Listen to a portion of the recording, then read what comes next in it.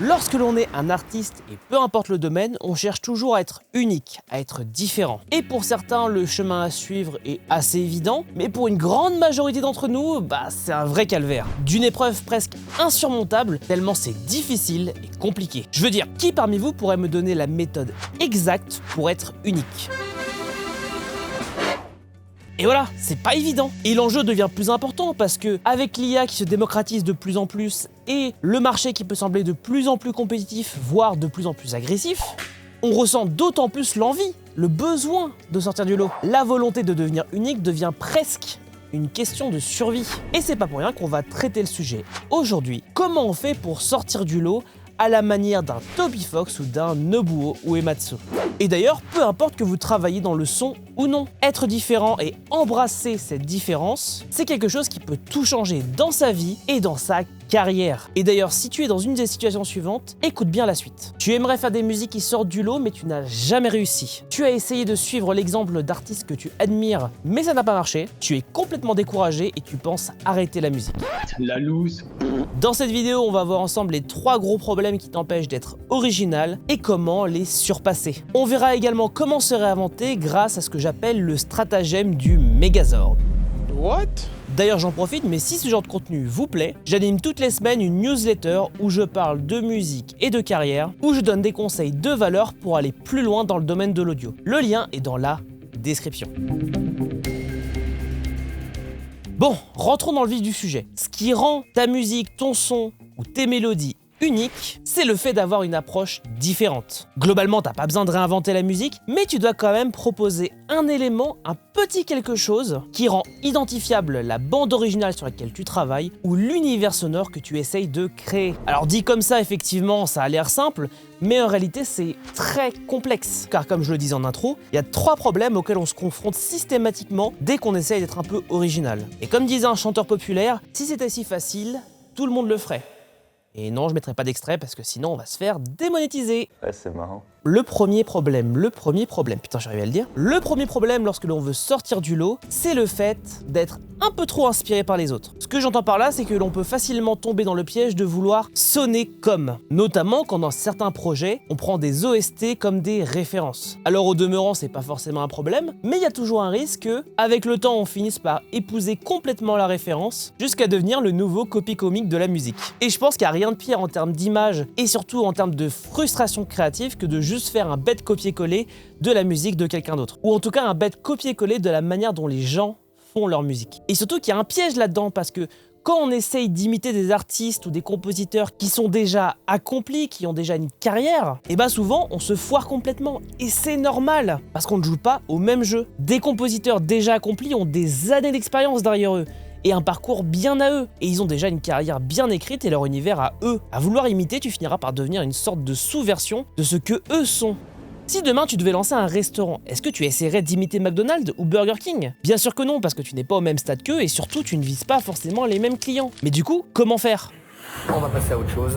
Déjà, il faut se définir une niche, c'est-à-dire un domaine assez petit dans lequel on va se spécialiser. Ça peut être un genre musical, un genre de jeu, voire une approche musicale particulière. On peut par exemple décider de se spécialiser dans la musique interactive et de faire en sorte que tous les bruitages soient des notes de musique ou des éléments musicaux du jeu. En bref, l'idée c'est d'avoir une approche innovante dans ce que l'on fait et surtout savoir dans quoi on va dédier son temps. Et l'objectif ça va être de devenir une personne de confiance dans ce domaine, en devenant l'expert de cette niche et en apportant de la valeur dans les projets sur lesquels on travaille. Et on va également se poser une question. Comment faire en sorte que ça aille dans la bonne direction, que ça aille plus loin. Par exemple, comment faire en sorte que la musique interactive aille plus loin et serve encore mieux le jeu vidéo dans lequel elle est implémentée. Comment faire en sorte que la musique électronique sublime les films blockbusters. En bref, lorsque l'on commence, il vaut mieux s'investir dans une niche et le faire bien, puis s'investir dans d'autres domaines lorsque l'on a une assise confortable dans cette niche.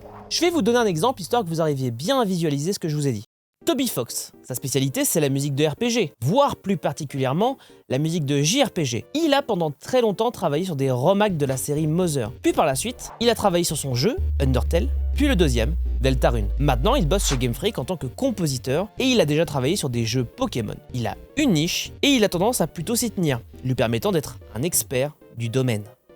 Le deuxième problème auquel on peut se confronter, c'est l'impression que tout a déjà été fait. Si on prend l'exemple de YouTube, et notamment si on regarde les grosses chaînes, on peut vite avoir l'impression que tous les formats ont été éprouvés, que tous les concepts ont été lessivés jusqu'à la dernière goutte et qu'au final, il n'y a plus rien à apporter de nouveau sur la plateforme. Et on peut faire la même chose avec la musique. Dans le jeu vidéo, le genre dominant, c'est l'orchestral, un genre de musique plutôt tourné vers l'orchestre où l'on s'approprie bien souvent les codes du cinéma pour l'appliquer aux jeux vidéo. Et ça peut sembler décourageant de voir un seul genre de musique représenter plus de 80% des AAA, d'autant plus quand on voit que sur la plupart de ces jeux, on retrouve les mêmes noms à la musique. Et pourtant, malgré tout ça, il y a quand même encore moyen d'innover avec un stratagème que j'ai appelé le stratagème du Megazord.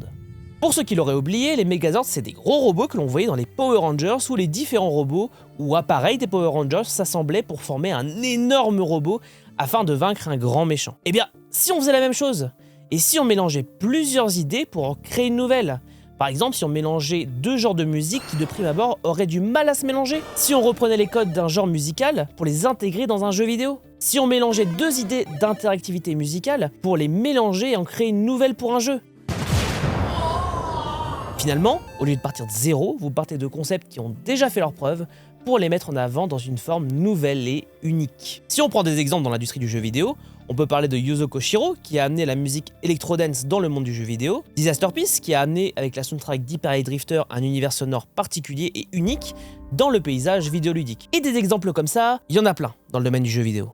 Et le troisième problème, qui est probablement le pire, c'est quand tu t'empêches toi-même d'être original. Parce que tu as peur de sortir de ta zone de confort, dans laquelle tu te sens si bien. Aussi parce que c'est plus facile de faire ce que l'on connaît déjà que de prendre des risques. Alors qu'il faut prendre des risques pour être original. Et si l'on veut proposer quelque chose de différent. Et peut-être que certains d'entre vous pensent que l'originalité, ça tient du génie. Alors qu'en réalité, le fait d'avoir des idées originales qui sortent du lot, ça tient pas du génie. C'est juste une caractéristique de gens qui ont une maîtrise et qui ont une pratique quotidienne. Si vous vous entraînez dans un domaine régulièrement et que vous apprenez au fur et à mesure à analyser en profondeur ce genre, ce média, et qu'avec le temps vous devenez un maître de ce domaine, vous pourrez aller bien au-delà des règles du jeu et c'est là que vous arriverez à créer de l'innovation. Mais cela passe par de la régularité, de la discipline et un engagement réel dans ce que vous faites. Si vous ne me croyez pas, prenons un exemple, Ben Prunty.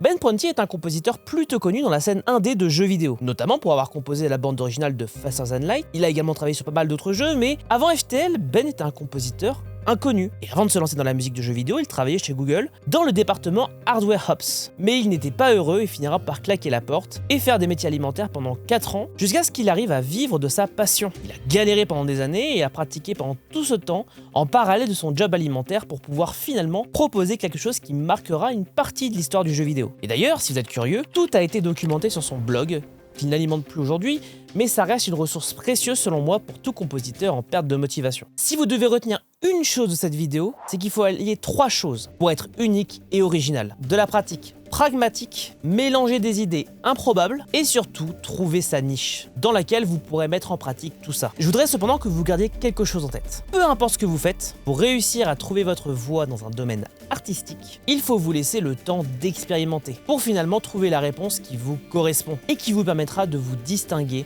d'être unique dans votre industrie. Si tu veux en apprendre plus sur le domaine de l'audio, j'ai un Discord privé sur lequel j'anime un podcast où je parle de carrière dans l'audio. Il y a également pas mal de channels pour pouvoir discuter avec d'autres gens du domaine, s'entraider et réussir. Le lien est dans la description. Allez, tchuss!